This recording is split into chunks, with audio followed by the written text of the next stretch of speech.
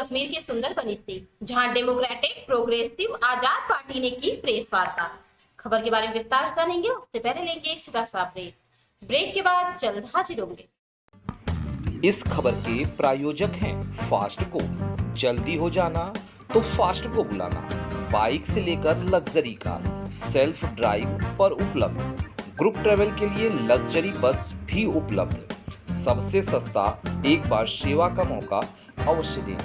WhatsApp करें 9044808808। Break के बाद आप सभी का स्वागत है। खबर जम्मू कश्मीर के सुंदरबनी से, जहां डेमोक्रेटिक प्रोग्रेसिव आजाद पार्टी ने की प्रेस वार्ता। इस मौके पर पार्टी के कार्यकर्ता मौजूद रहे। डेमोक्रेटिक प्रोग्रेसिव आजाद पार्टी के कैंडिडेट अशोक शर्मा ने क्या बताया, देखें सुंदरबनी से रिपोर्टिंग इंचार्ज राजेंद्र सिंह की रिपोर्ट।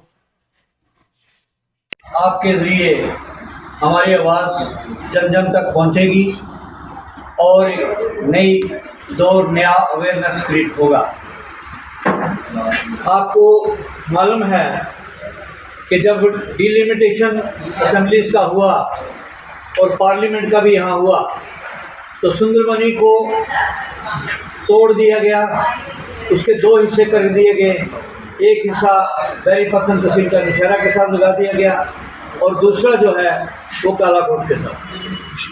यही नहीं हुआ बल्कि जो हिस्सा नौशहरा के साथ लगा उसका पार्लियामेंट में का नुमाइंदा जो है वो अनंतनाग का होगा। सबसे बड़ी ज्यादती ये हुई है। और इसके बाद अगर हम देखें तो कल जो ऑनरेबल होम मिनिस्टर का स्टेटमेंट है कि आप हमारे कैंडिडेट को 20,000 से लीड जितवा दो, हम डिस्ट्रिक्ट कलेक्ट्रेट जो हैं यानी डीसी ऑफिस जो है वो नौशहरा में बनाएंगे।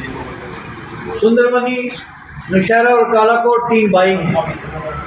तीन भाइयों का प्रोटेस्ट चला जिसमें हम तीनों भाई कामयाब हुए। एडिशनल डिप्टी कमिश्नर के ऑफिस हमने हासिल किए। आज यूनिलैटरल फैसला हो गया, बगैर पूछे बगैर दूसरे भाइयों की रजामंदी के फैसला कर दिया गया और ये अनाउंसमेंट जो है सामने आई है, ये निंदनीय है। I oppose it from the core of my heart and I expect my people to stand by me and ensure that they are given a befitting reply। हर बार सुंदरबनी और कालाकोट से ज्यादती होती रही है। आज फिर टॉलेस्ट लीडर इंडिया का आज जो गवर्नमेंट में होम मिनिस्टर है उन्होंने करा है। अगर हम देखें तो राजौरी से जम्मू का डिस्टेंस तो सेंटर कहाँ पड़ता है। अगर हम देखें तो हमारी बैकवर्डनेस है तो वो कहाँ है। अगर हम ये देखें कि इन तीनों सुंदरबनी, नौशहरा और कालाकोट को मिला के कौन सा सेंटर बनता है, तो तीनों तरह से, तीनों तरीकों से, तीनों मापदंडों से जो है फैसला उनका गलत है। इसलिए तथ्य के बेबुनियाद पर हम लोग इस डिमांड को अपोज कर, इस अनाउंसमेंट को अपोज करते हैं और डिक्लेयर करते हैं सुंदरबनी कालाकोट के लोग कि हम लोग उनकी पार्टी के जो कैंडिडेट हैं इसी बेस पर कि हमारे साथ सदा ज्यादती ना हो, उनको पब्लिक से मेरी अपील है कि बिल्कुल उनकी जमानतें जब्त करा दो इनकी और उनको हरा दो। दूसरी तरफ अगर हम देखें तो सियासी तौर पर कालाकोट में अलायंस का जलसा हुआ और उसमें सिर्फ मोहम्मद आए। जिन लोगों का यहाँ असर था वो फैमिली जो एक गद्दी के मालिक हैं, उनका बयान आ गया कि जो कांग्रेस और नेशनल कॉन्फ्रेंस का अलायंस जो है वो गलत है, बेबुनियाद है। जब अलायंस खत्म हो गया तो इसका मतलब है उन लोगों ने ये सोचा कि इनका अलायंस पूरी रियासत में हमारा किसी काम का नहीं है। आज से तोड़ा गया है। यहाँ इस कंस्ट्रक्शन के दो भाग किए गए। उसके बाद आप देखेंगे कि यहाँ पर पर्यावरण को एक बड़ी क्षति हुई है।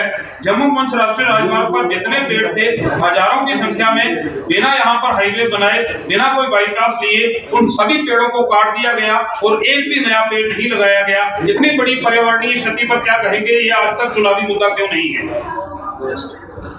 मेरा चुनावी मुद्दा तो एक छोटी सी बात है। मेरा जीवन का लक्ष्य है हम पर्यावरण कैसे बचाएं, और वो मेरी ओपन बुक है, खुली किताब है कि मैंने 10.5 लाख पेड़ लगाने का कार्य पूरा किया है। और कठुआ से जम्मू जो हाईवे बन रहा था, हमने उनको कहा कि आप एक तरफ से पेड़ काटो और दूसरी साइड से इनको रहने दो, लेकिन सरकार का इतना ज़बरदस्ती रहती है कि वो ऐसा नहीं कर पाए। लेकिन पेड़ बचाना जो है, मेरा PIL हाई कोर्ट में था कि खैर के पेड़ को बचाओ, और सुप्रीम कोर्ट में जब मैटर गया तो उन्होंने कहा टोटल ग्रीन फेलिंग को बैन कर दो। वो मेरा कंट्रीब्यूशन है, मेरा ये लगाव है। पेड़ की टहनी कटना, मैं सोचता हूँ cutting of a tree is cutting of human being bike, ये मैंने सिद्ध किया कोर्ट में और उसी के ऊपर जजमेंट आई है। कल जो है नौशहरा के अंदर एक भाजपा की बहुत बड़ी रैली होती है। गृह मंत्री ने एक आश्वासन दिया मंच से कि जिला नौशहरा में बनाया जाएगा, लेकिन सुंदरबनी और कालाकोट के लोग आहत हुए इससे। क्या कहेंगे कि आखिर जो जस्टिस होगा वो किस तरह से होगा यदि आप विधानसभा के अंदर जाते हैं तो? अगर नहीं भी जाते हैं तो क्या संघर्ष होगा इसके लिए? देखिए, ये हमारे जख्म के ऊपर नमक छिड़का गया और उसकी दर्द इतनी होती है, आप अंदाज़ा लगा सकते हैं कि जख्म के ऊपर नमक छिड़को तो किस तरह से आदमी पछताता है। जैसे बिन पानी मछली, हम बिन पानी मछली हो गए हैं, उनने हमें बना दिया है। लेकिन मैं अपने वोटर्स को कहूँगा कि हमें इसका डंके की चोट जवाब देना चाहिए। 2 दिन के बाद वोट है, वोट से इसका जवाब जो है उनको मिलेगा। यहाँ तक मेरी जीत तो हार का तलक है। मेरी ज़िंदगी एक संघर्ष है, उसमें जीत और हार कोई ज़्यादा मायना नहीं रखता। मैंने यहाँ आपके पास देवक है, देवक में हाई स्कूल जब मैं वहाँ गया, लोगों ने कहा आप बनाओगे, मैंने कहा पक्का बनाएंगे, जीत के तो भी बनाएंगे, हार के तो भी बनाएंगे। तो मैंने संघर्ष किया, वहाँ के लोग यहाँ आए, 3 दिन हमने हड़ताल रखी, उसके बाद देवक हाई स्कूल बना। तो ये संघर्ष की एक जिंदगी है जिसमें हम लोग सेवा करना चाहते हैं, लोगों के राइट्स को उजागर करके उनके हक दिलाना चाहते हैं। भाजपा कहती है 50 पार, नेशनल कॉन्फ्रेंस कहती है 60 पार, क्या कहेंगे? एक सिफर काट दो तो मेरे ख्याल में ठीक रहेगा। जिस तरह मियाँ प्रताप साहब का बयान आया कि राइस का क्या हाल है, और जिस तरह से लोग देख रहे हैं आज क्या हो रहा है हमारे लिए, महंगाई कितनी बढ़ गई है, टैक्स तो पानी पर लग गया, अब हवा पर लगना बाकी है। तो जब हवा पर टैक्स लगाने की तरफ बढ़ रहे हैं तो वोट कौन देगा? उमर अब्दुल्ला कहते हैं 370 को वापस लाएंगे, भाजपा कहती है अतीत का 370 कभी नहीं आ सकता। आप क्या करेंगे? हमारा स्टैंड बिल्कुल क्लियर है कि हम तो पार्लियामेंट में नहीं बहुमत हासिल कर सकते, लेकिन हमारा संघर्ष है कि स्टेटहुड वापस हो।